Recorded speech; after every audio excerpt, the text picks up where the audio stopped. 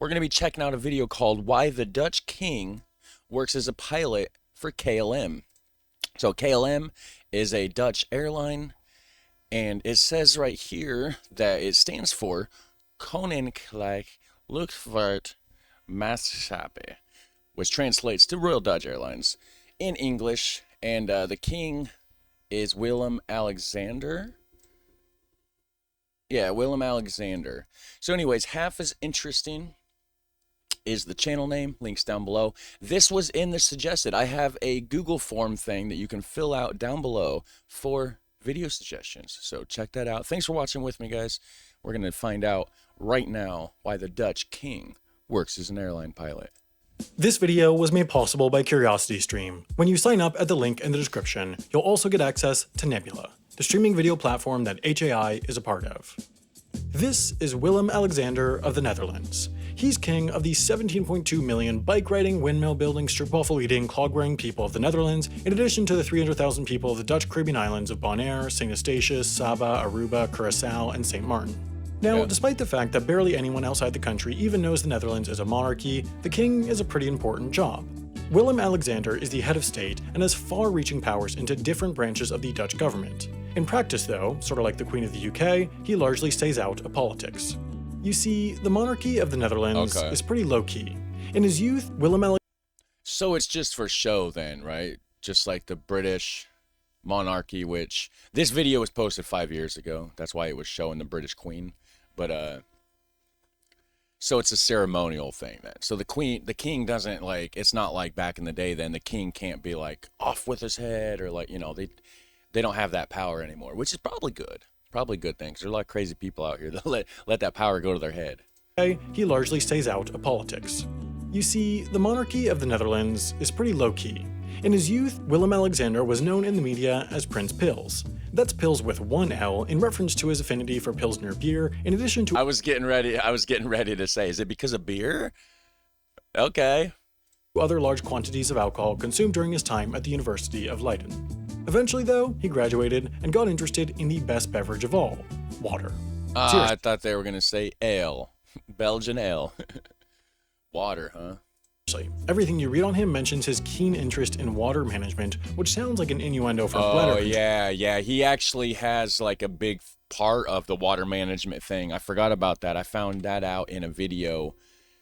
I don't remember what it was called. Everything you read on him mentions his keen... Yeah, right here. Let's see.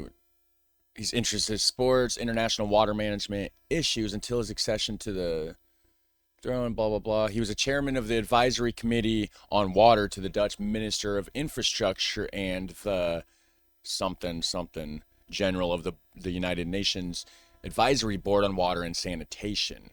Okay, so that was up until he was crowned, because that was from 98 to 2013, and then the other one was 2006 to 2013. He became king in 2013, so...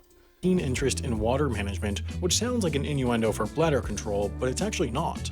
Eventually, though, in 2013, his mom quit her job, and thanks to nepotism, he, of course, walked his way into the exact same position. They even threw this big party for him on his first day. Now King Willem-Alexander is known for his casual style of monarchy. He never wears his crown, nobody calls him His Majesty, his daughters, who are princesses, go to public school, he has his own Instagram account, and he even turns his throne around and sits in it backwards in order to seem cool and approachable to the kids. Since long before his current job, though, Willem-Alexander has held another job, as an airline pilot. You see, back in 1985, slightly concerningly before being dubbed Prince Pils, he earned his private pilot's license, followed 2 years later by his commercial pilot's license. He first used this to work as a volunteer pilot for some organizations in Kenya, in addition to just recreational flying. He got his license to fly multi-engine jet aircraft in 1989, his military pilot's license in 1994, then in 2001, he got the crown jewel of pilot's licenses, the Airline Transport Pilot License.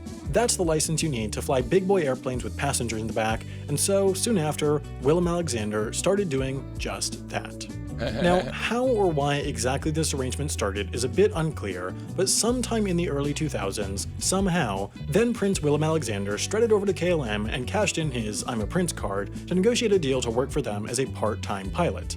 This made sense for two reasons. One was that KLM's full name literally translates to Royal Aviation Company Incorporated, so having a little royal in the company, despite the fact that it was then and is now a fully private company, would keep it honest to its name. That way they wouldn't have to switch to being called Aviation Company Incorporated.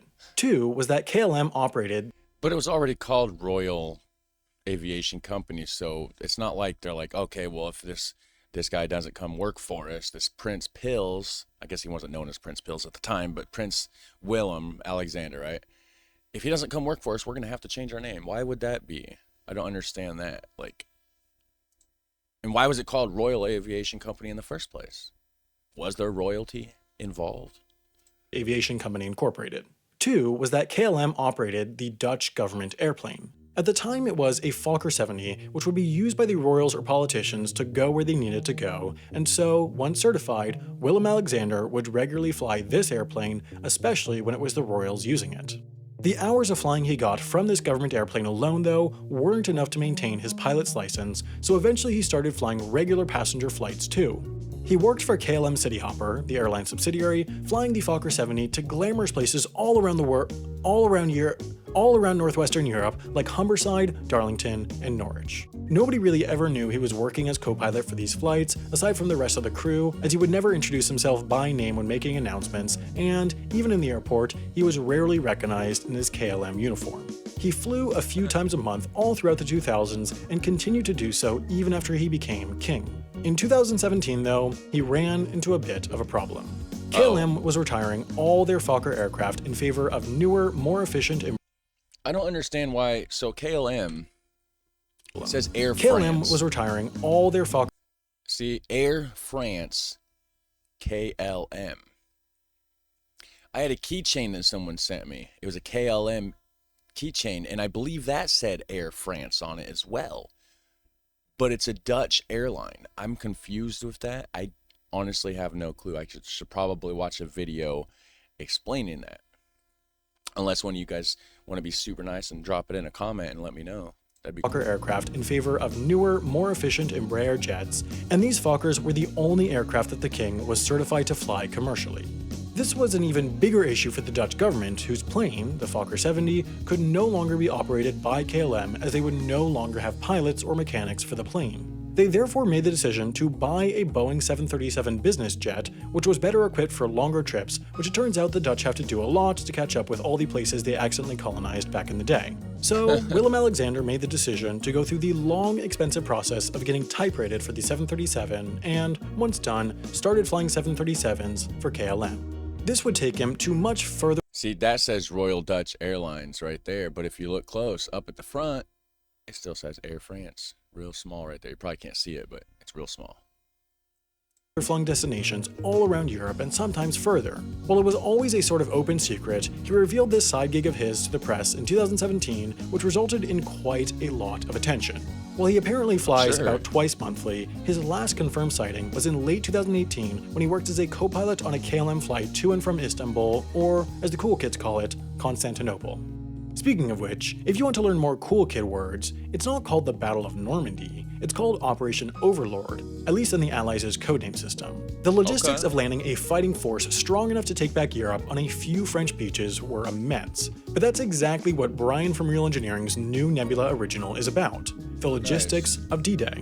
This is just one of many original series available on Nebula, which is, of course, the streaming site built by myself and plenty of other creators. Nebula is now available for free when you sign up for a subscription at CuriosityStream, the streaming site home to thousands of top-quality documentaries, nonfiction shows, and more. CuriosityStream has long been recognized as a top streaming site for those who love learning, and now the addition of Nebula with their subscription makes it a fantastic deal. I've actually really been thinking about getting these because I keep seeing them advertised, right? And Curiosity Stream, that's right up my alley. Like, I love watching that kind of stuff, documentaries, learning about stuff. But the problem is, it's like a lot of that stuff I can just find on YouTube anyway. So it's like, do I really need to pay a little bit extra to get, but of course you're not going to get the same quality on YouTube that you would probably get on Curiosity Stream. It's going to be a whole different library of stuff, but I don't know. Maybe I'll get it. Maybe you guys should. The link to his video is down below, so you can follow that link to go to his original video, and then you can go to the thing and get your discount on the Nebula thing or whatever his advertisement's about, right, guys? Signing up for a yearly subscription at that's it, curiositystream.com/HAI. Yeah, so go check it out. Get your discount, $3 a month. Do all that. This is a half as interesting, which I don't think it's half as interesting. I think it's like fully interesting. I'm fully confused. Why is it called Air France and also Royal Dutch Airlines, right? But anyways, thanks for watching, guys. Check out that link below. Drop your video suggestions there. I'll know what you want to watch, right? So anyways, thanks for watching. Have a super fun, awesome day. I'll catch you in the next one. Take care, bye.